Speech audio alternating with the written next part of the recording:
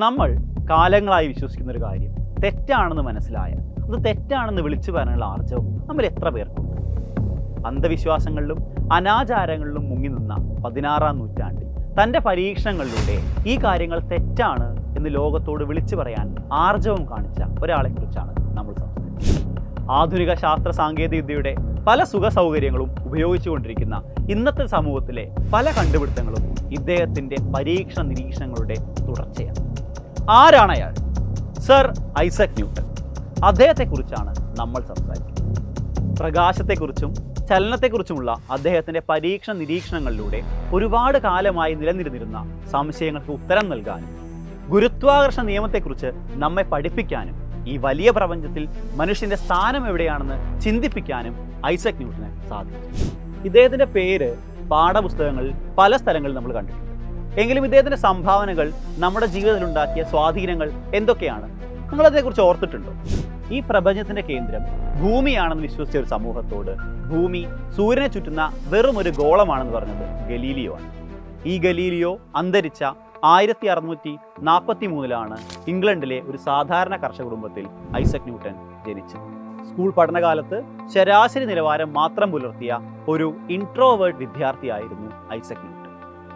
സഹപാഠിയുടെ കളിയാക്കലാണ് അദ്ദേഹത്തിൻ്റെ വിജ്ഞാനദാഹത്തെ തുറന്നുവിട്ടത്. ആ ഒരു വിജ്ഞാനദാഹം മരണം വരെ കാത്തു സൂക്ഷിക്കാൻ അദ്ദേഹത്തിനായി. കുടുംബ സാഹചര്യങ്ങൾ കൗമാരപ്രായത്തിലെ ഐസക് ന്യൂട്ടനെ ഒരു കർഷകനാക്കാൻ നിർബന്ധിച്ചു.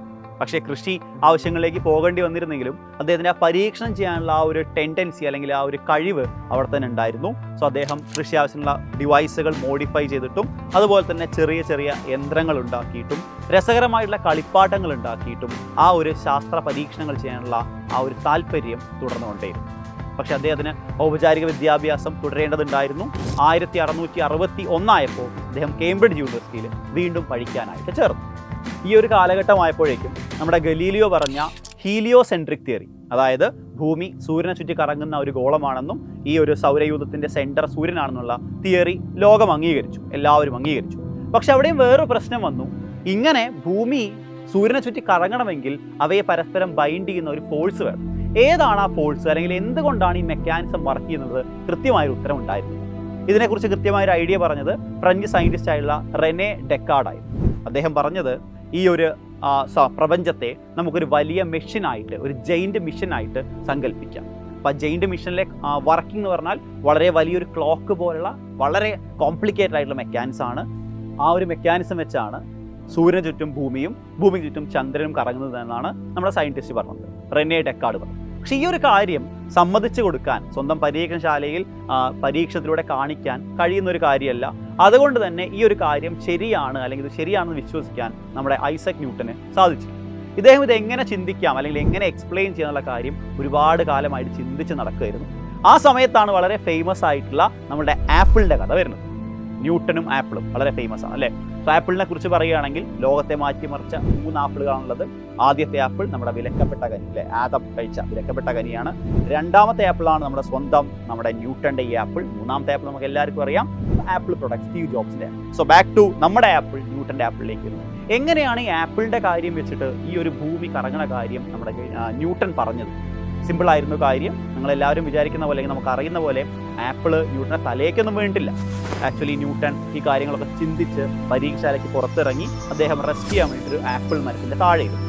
ആ സമയത്ത് ഒരു ആപ്പിൾ സൈഡിലൂടെ വീണു. അദ്ദേഹം ആ ആപ്പിൾ വീണത് കാണാനിടയായി. അദ്ദേഹം ചിന്തിച്ചു, എങ്ങനെയായിരിക്കാം ഈ ആപ്പിൾ താഴേക്ക് വീഴുന്നത്?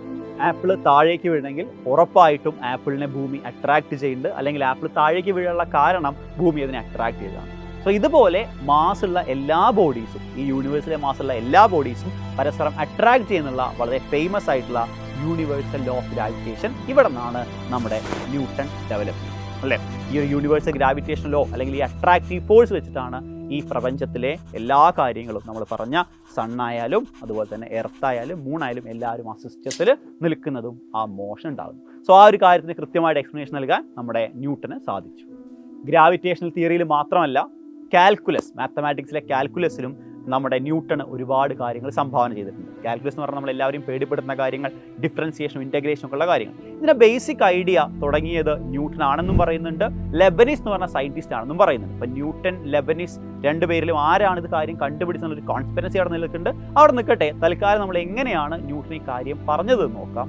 ഒന്നുമില്ല, നമുക്കറിയാം ആപ്പിൾ താഴേക്ക് വരുന്ന സമയത്ത് അതിൻ്റെ സ്പീഡ് കൂടിക്കൊണ്ടിരിക്കുകയാണ്, ഒരു ആക്സിലറേറ്റഡ് മോഷനാണ് അല്ലേ. അപ്പോൾ ഓരോ ഇൻസ്റ്റൻറ്റിലും അതിൻ്റെ വെലോസിറ്റി കണ്ടുപിടിക്കാൻ ഇൻഫൈനൈറ്റിസിമലി സ്മോൾ എന്ന് പറഞ്ഞ ഒരു കോൺസെപ്റ്റ് അദ്ദേഹം കൊണ്ടുവന്നു.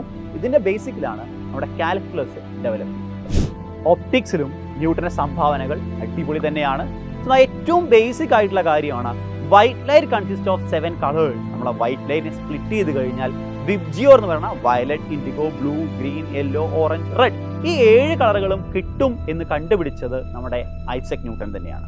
സോ എങ്ങനെയാണ് ആ പരീക്ഷണം ചെയ്തത്? നമ്മൾ ഇതിന് മുന്നേയും കണ്ടിട്ടുണ്ട്. വെള്ളം വാട്ടർ ഡ്രോപ്സിലൂടെ വരുന്ന സമയത്ത് സ്പ്ലിറ്റിംഗ് കാണും. പക്ഷെ ആദ്യമല്ല നമ്മൾ വിചാരിച്ചത് ഈ വാട്ടർ ഡ്രോപ്പിൻ്റെ പ്രത്യേക പ്രോപ്പർട്ടിയാണ്, അല്ലെങ്കിൽ വാട്ടർ ഡ്രോപ്പിലെ കളറുകളാണ് നമ്മൾ കാണുന്നത് എന്നാണ് വിചാരിച്ചത്. പക്ഷെ ഇങ്ങനെയല്ല, ഇത് ലൈറ്റിനെ സ്പ്ലിറ്റിംഗ് ആണെന്ന് തെളിയിക്കാൻ അദ്ദേഹം ആദ്യം ഒരു പ്രിസം വെച്ചു, അതിനോട് ചേർന്ന് അടുത്തൊരു പ്രിസം ഇൻവെർട്ടഡ് ആയിട്ട്.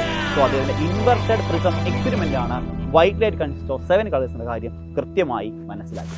ന്യൂട്ടനും ഗലീലിയോയും തമ്മിലുള്ള ഒരു ബന്ധം നമ്മൾ പറഞ്ഞു. ബന്ധം എന്താ? ഗലീലിയോ മരിച്ച വർഷമാണ് ന്യൂട്ടൺ ജനിച്ചത്. പക്ഷേ ഗലീലിയോ ടെലസ്കോപ്പ് കണ്ടുപിടിച്ചിരുന്നു. ആ ടെലസ്കോപ്പിൽ വളരെ അഡ്വാൻസ്ഡ് ആയിട്ടൊരു മാറ്റം ഉണ്ടാക്കാൻ ന്യൂട്ടന് കഴിഞ്ഞു. നമ്മൾ 2 തരം ടെലസ്കോപ്പ് അറിയാം, ഗലീലിയൻ ടെലസ്കോപ്പ് ഉണ്ട്, ന്യൂട്ടോണിയൻ ടെലസ്കോപ്പ് ഉണ്ട്.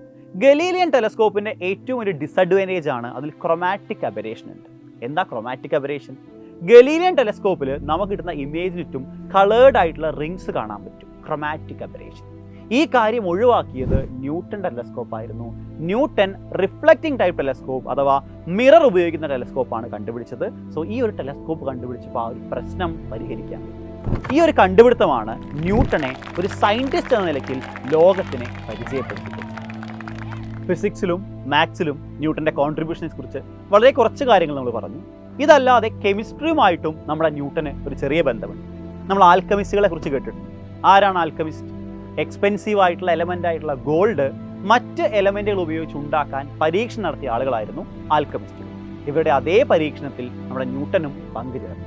ന്യൂട്ടനെ കുറിച്ചുള്ള ഈ സംസാരം ഏറ്റവും ഫേമസ് ആയിട്ടുള്ള ലോസ് ഓഫ് മോഷനെ കുറിച്ച് പറയാതെ നമുക്ക് അവസാനിപ്പിക്കാനാകും. ലോസ് ഓഫ് മോഷൻ നമുക്കറിയാം, എന്താണ് ഫോഴ്സ് എന്നും എങ്ങനെയാണ് ഫോഴ്സ് കാൽക്കുലേറ്റ് ചെയ്യുന്നതും കൃത്യമായി നമ്മളെ പഠിപ്പിച്ചു. എല്ലാ കാര്യങ്ങളും വളരെ മൈക്രോസ്കോപ്പിക് ലെവലിൽ വരുമ്പോൾ അവിടുത്തെ മോഷൻ്റെ കാര്യങ്ങൾ കൃത്യമായി എക്സ്പ്ലെയിൻ ചെയ്യാൻ ന്യൂട്ടൻ്റെ ഈ മെക്കാനിക്സ് അഥവാ ന്യൂട്ടോണിയൻ മെക്കാനിക്സ് സാധിക്കുന്നില്ല. ഇതിന് നമ്മുടെ തിയറി ഓഫ് റിലേറ്റിവിറ്റിയും അതുപോലെ തന്നെ പുതുതായി ഡെവലപ്പ് ചെയ്തു വന്ന ക്വാണ്ടം മെക്കാനിക്സും ഒരുപാട് സഹായിക്കുന്നുണ്ട്. എങ്കിൽ പോലും നമ്മുടെ ഈ ശാസ്ത്ര പരീക്ഷണ ജീവിതത്തിൻ്റെ, നമ്മുടെ ജീവിതം തന്നെ അങ്ങനെയാണ് അല്ലേ, സോ ഈ ജീവിതത്തിൻ്റെ ഒരു നാഴിക കല്ലായി ന്യൂട്ടൻ്റെ ജീവിതം നമുക്ക് കാണാം.